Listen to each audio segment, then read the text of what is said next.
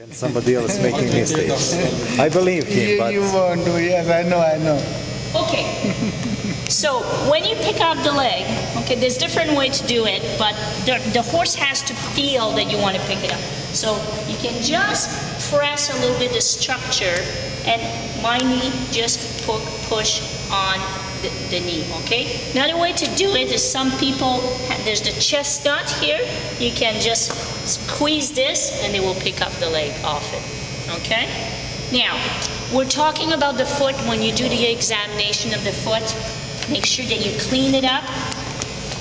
Structure here, what's that here on the outside? The wall? Okay, hoof wall. Yeah. Here, your sole. Okay. Toe, quarter, Yeah. heels. Yeah. That's the sulcus of the front. Okay, so when you do that, really clean it up. If you don't see anything, you can even take a knife and make sure that you look for what? What are you looking for? Contraction. Okay, you're looking for the conformation. You're looking if they wear out more on one side or the other. And you're looking for abnormality, like a bruise, a black spot, or anything like that. What should I do next?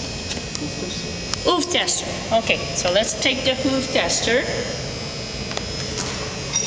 When you do the hoof tester, if you by yourself, same thing, pick up the leg, okay? Now you're putting it between your legs because you need your two hands at the level of the knee, okay? Don't pull too much, it's uncomfortable, so come underneath the horse. And you're gonna verify it everywhere. Push, push, push, push, everywhere, okay?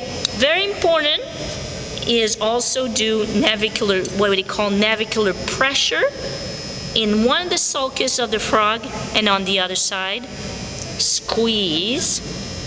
Okay, and same thing on the other side. Squeeze. Now, when you do that exam, make sure that you don't put one of these on the skin here, because that can happen. And also, bobble the heel.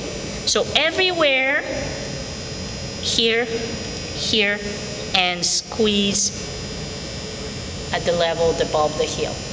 Okay, and what are you looking for? Any inflammation or pain inside.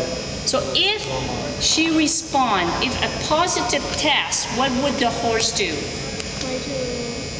Try to remove the leg out of your control.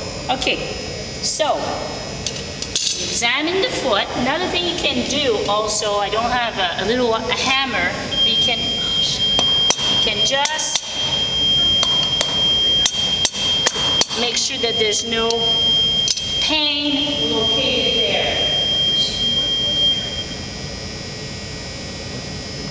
Now, as you go up,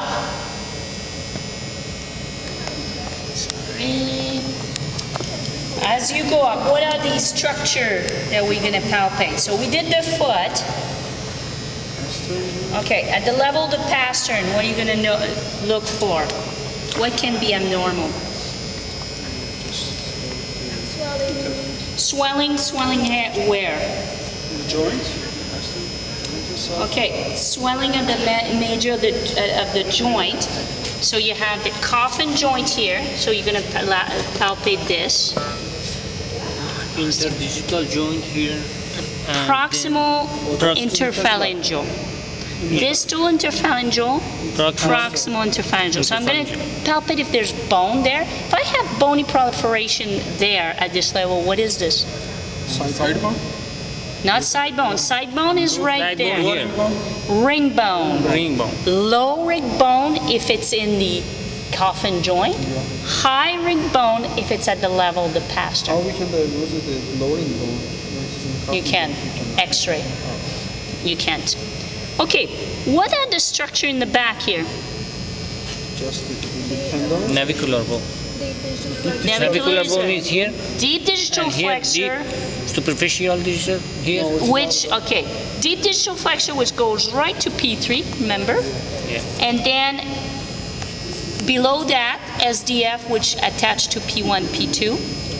So if I suspect a foot problem, what do I palpate here that I really need to palpate?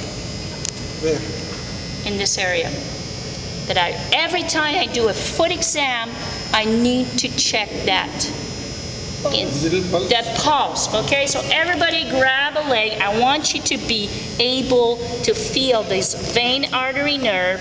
They are located. You can roll them under your finger medially, and the way you palpate them, you can palpate them at the level of the fetlock or lower down, but you put your thumb and your other foot right, and your other finger right on it, and see for the digital pulse. Okay?